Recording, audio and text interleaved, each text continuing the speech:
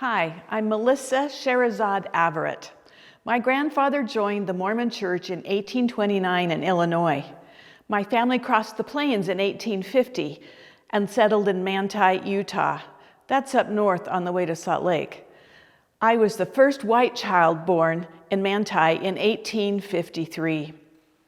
My father was a twin and worked on the foundations of the first 4 temples in Utah. When I was 9 years old, he was called to the Cotton Mission, and we moved south and settled in Washington. That's Washington City, not Washington State.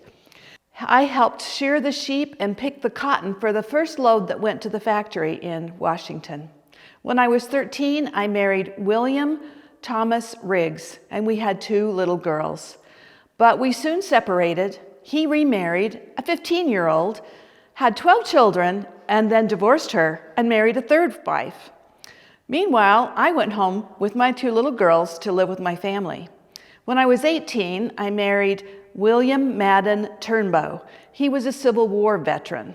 He'd grown up back east, and he didn't agree with his father, so he ran away, changed his name, just the spelling, joined the U.S. Army, and fought in the Civil War. When he came west, we fell in love and married.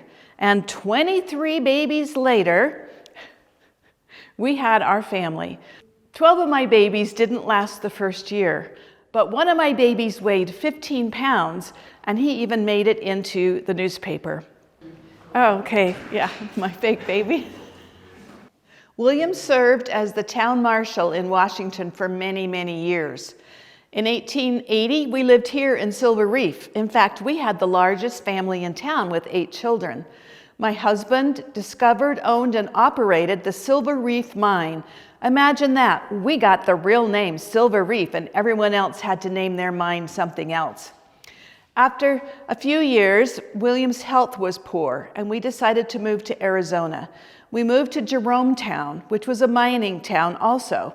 But, as the New York Sun put it in 1903, it was the wildest town in the West. In fact, although it was 78% male, our family was probably the most odd thing in town.